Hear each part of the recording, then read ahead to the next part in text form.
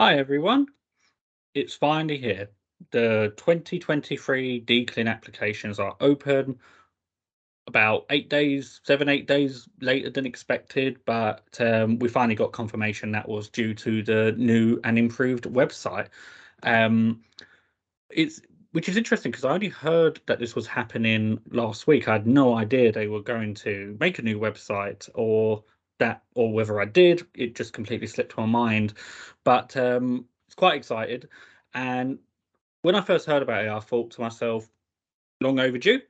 But also, what does that mean in terms of the questions? Because it's been the same questions for perhaps the start. I have no idea whether it was ever different at some point, but those, you know, which questions I mean, the big main ones, the ones that we spend all our time thinking about, writing about.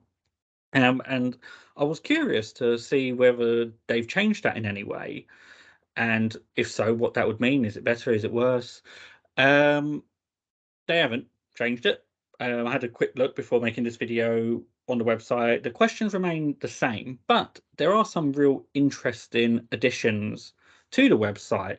And I thought it'd be good to maybe kind of navigate that in this video, explore it, you know, share my thoughts and opinions on it and what this hopefully means in the long term for the applications going forward. So here we have the big page going. Here, the main page, in my view, a lot nicer, a lot more 21st century with it, kind of has everything nicely laid out, quite easy to navigate, so you can see any new information. So here we've got the info regarding their new website, um, the eligibility for funding, so we all know about that. I know especially. So hopefully that's a bit clearer now. And actually, let's take a look there because I still see questions online about this, whether people are eligible or not, and clearly it's just not that clear. So hopefully this is a bit clearer now. So it's just talking a little bit about NHS values, safeguarding. Um, So the policy change if implemented means okay. So they need to update this because if implemented, so it has actually been implemented. So this looks to be the description they put up at the very start, I think. But we know it is implemented. But this bit is really what we're looking at, which is anyone who's starting a funded trained course like the PWP, high intensity, and so on, from April 2022 are affected by this. So that's April just gone. Um, so if you started a course last October, then you can still apply for it this year. They do tell you to take a look at the FAQs as well. I know which one that means, but also they've got examples. What? Okay, so I was just about to say it'd be good if they had a more clear list of what is, because it's just examples, but it's saying here they have a fuller list on the FAQs, so that's good. Hopefully that makes it very clear what counts and what doesn't count. So going back, one other thing as well, your application, previous applications, you are no longer valid. You need to make a new account. I tried using my old login, but I had to create a new account. So that does mean that you won't really be able to copy paste anything from last year's application into this one. Bit annoying, but I can see why they would have had to have done that. It's a whole new website, it's a whole new URL. The old website still exists. You can still go there. It just signposts you to this website now. So that's fair enough. We know that got the early bird fee still going. That's good. So in terms of kind of overall impression so far, I really like it. Oh, they've already got the stats up. Okay. But no, I really like it. They've got kind of general entry requirements, you know, find out about the application process. So that's really good for first timers because it's quite a daunting process. So if you look on the main page, scroll down, you'll be able to read up more about it. In fact, let's have a quick look while I'm there. So apply early. So before you apply, check if you're eligible. So entry funding, that's fair enough. Should I apply this year? I think that's on the old one. Something about it for international applicants with disabilities. Anything else I need to consider? I'm just opening new tabs. And then it's got the process. So things we already know, dates to remember after you submit, the shortlisting, offers of places. So should I apply? So let's talk about if you need to defer, if you're currently in the process of another degree. Okay, so that's decent enough. Disability. So okay, it's good. So this is good because the disability confidence scheme is a hit or miss in terms of whether people know it exists or not. It was always kind of in the background, and having looked at the course pages, which we'll look at in a moment, they're a lot clearer on that now as well, as to which courses accept it. So that was good because before I used to have to read through it or press Control F and type disability or confident or two tick and see if it came up on the website. And even then, some websites like King's made it very clear that they didn't accept it. Other websites made it clear, but there was a bit of a kind of asterisk next to it. And other websites were very much like, yes, we do it. And some just didn't mention it at all. So it was really difficult to kind of follow, which is why I made that Excel sheet. Having looked at this new website, feels like the Excel sheet isn't as relevant anymore and is needed, which is brilliant because that's someone like myself with ADHD, it was really hard to kind of pick courses based on that. So that's why I made the Excel sheet to begin with to make it easier.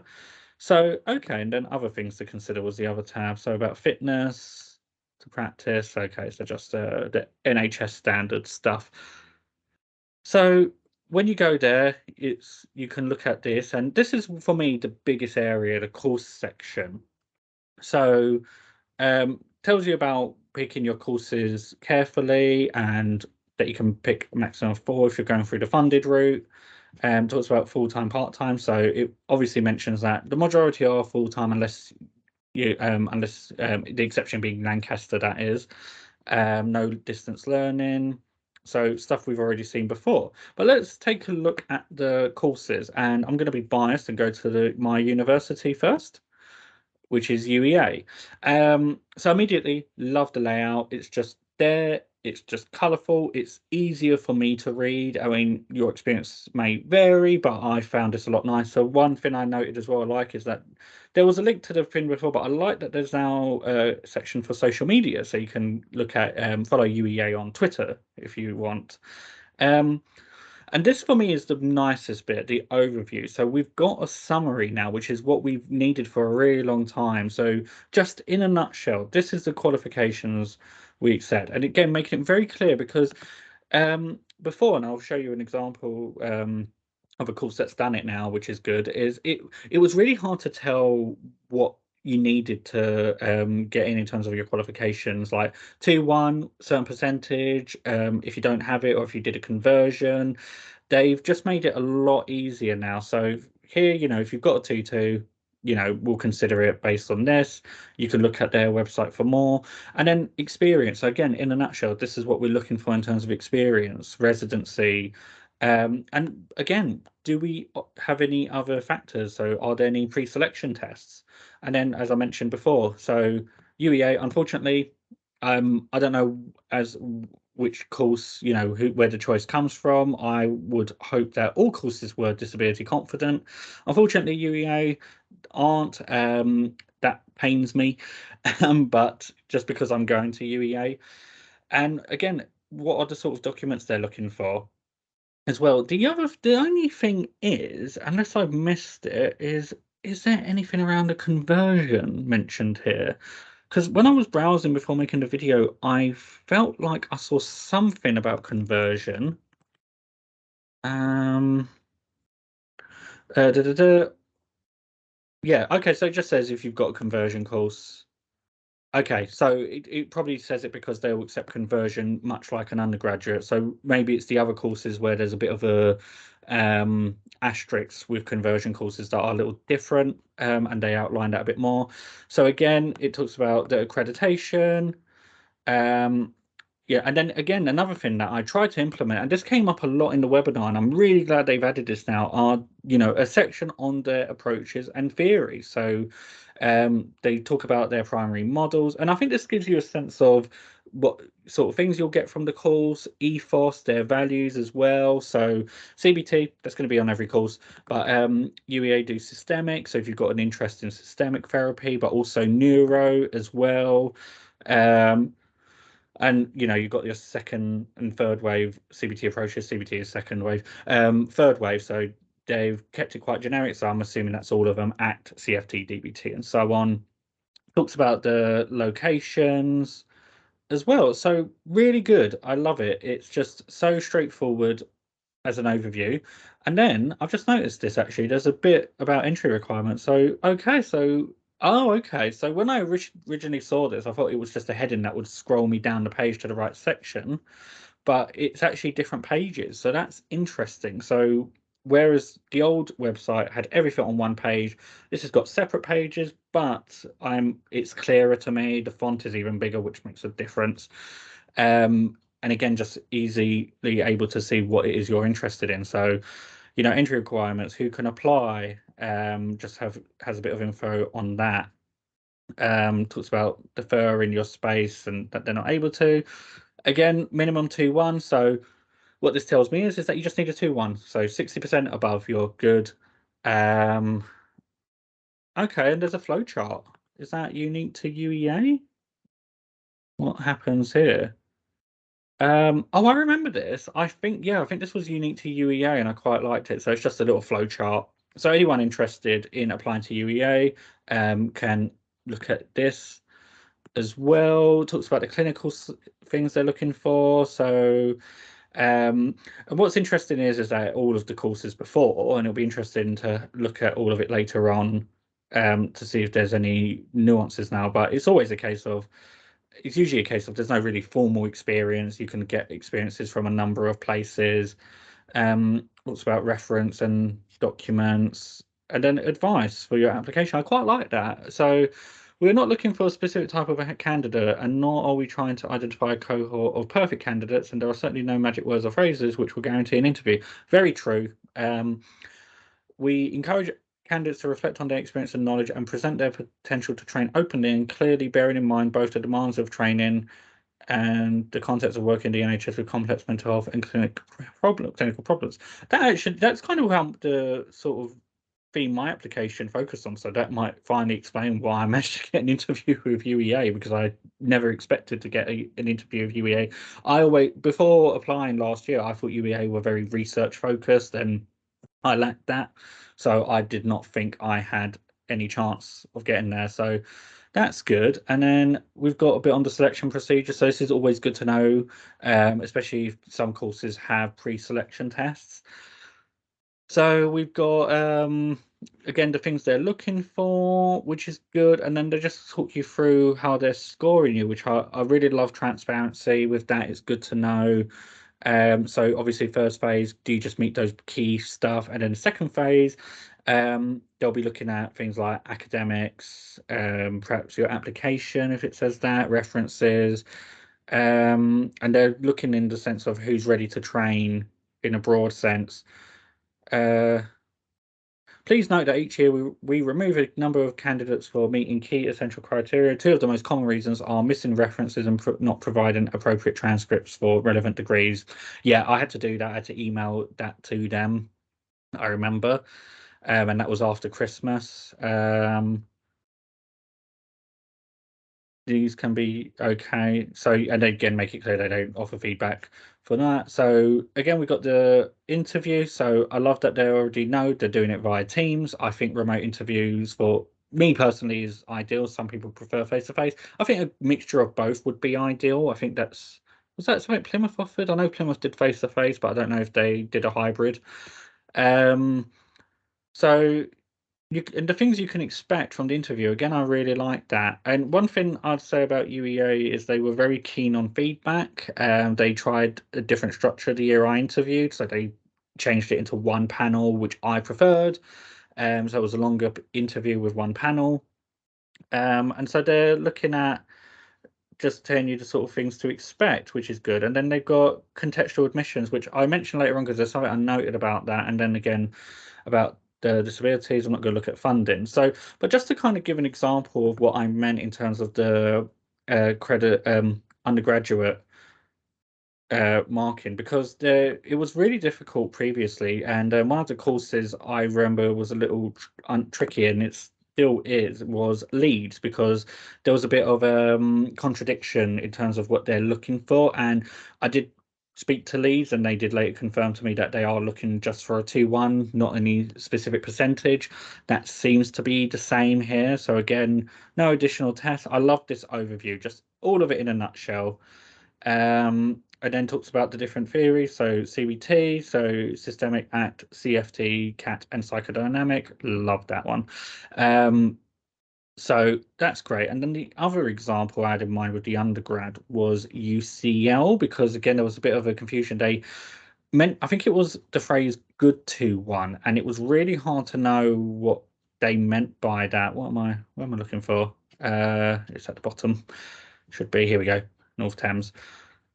So we've got the overview again, and there we go, perfect. So, well, not perfect, I really hate that myself. 67% also feels random to me. I mean, 65 I've seen, but 67, so essentially they want a high 2-1, not even a mid 2-1. I don't really like that myself. Now here, perfect, that was a bit the next bit I was thinking, is about the mitigating circumstances, because they mentioned that in the old website, but it wasn't that clear to me. And I think if it's not so clear, and you're applying and you've only got 4 to apply to, you're not really going to take the chance to risk it unless you absolutely want UCL.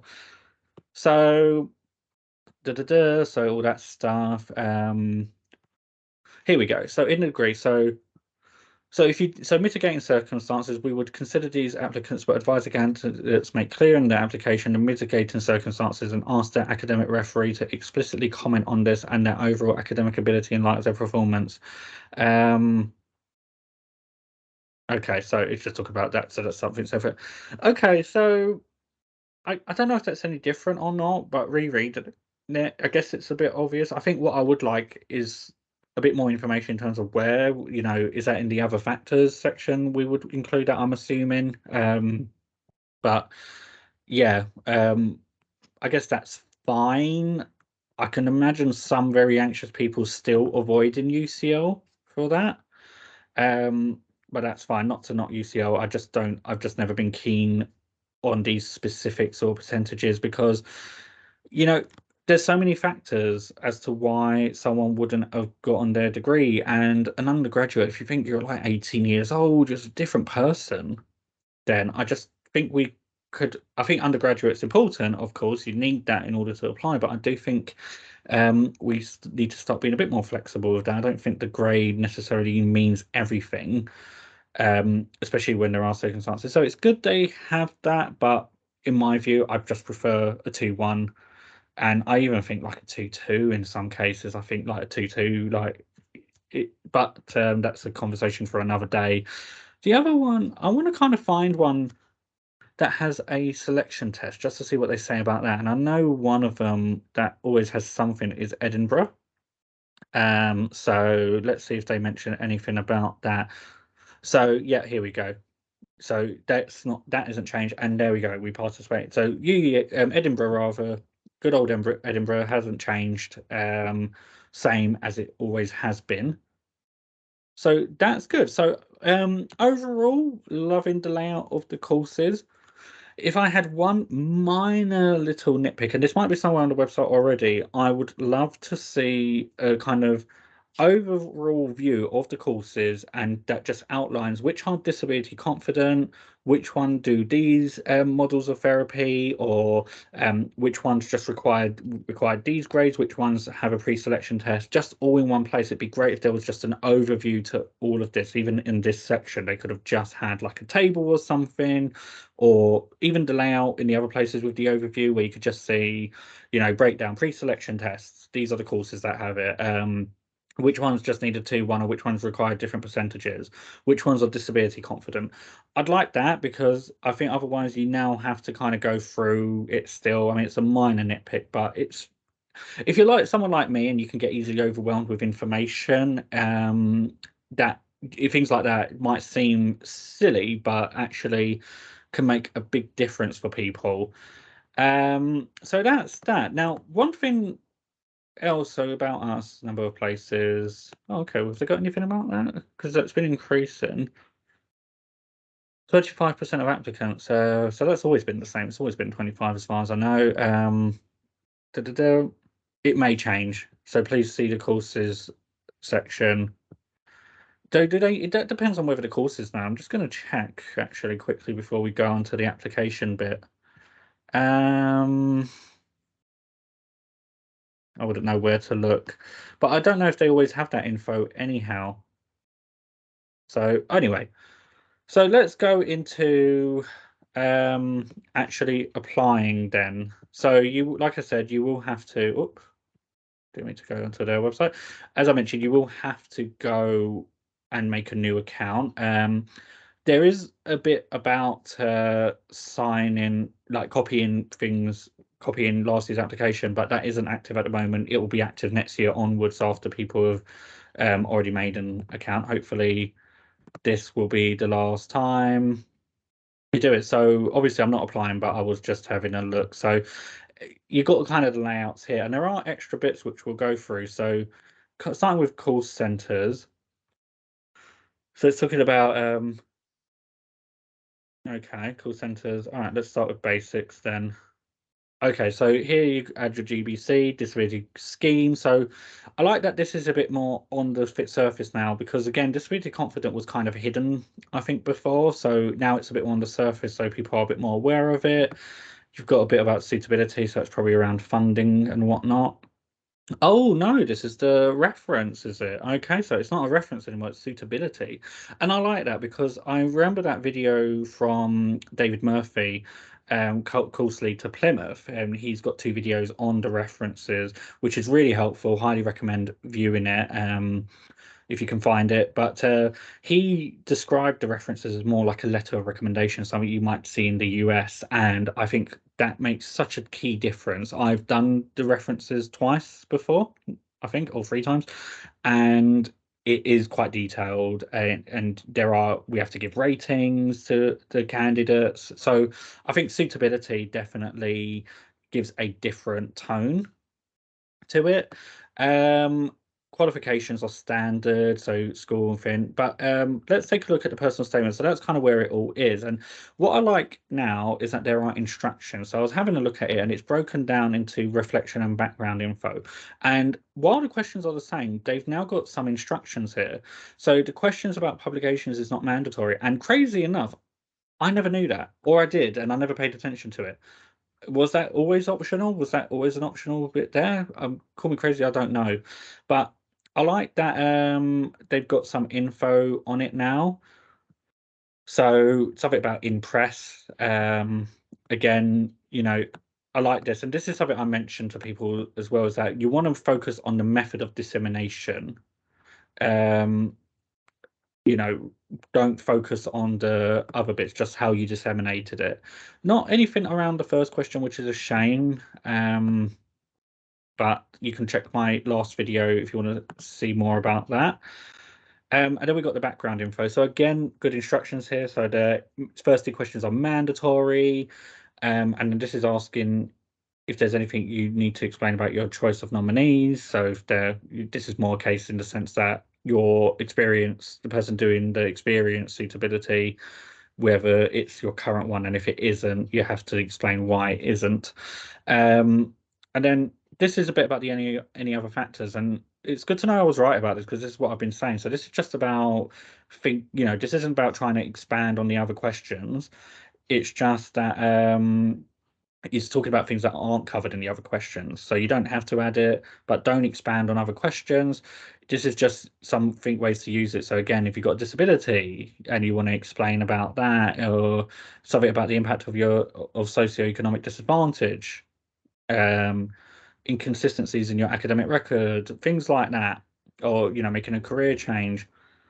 So that's good that it seems a bit more upfront in terms of it. And the other thing I really like is the contextual admissions is now embedded into it. This was kind of semi-introduced last year, but you can kind of see now it's actually something you'll be kind of doing. So got some questions, put yes or no, yes or no.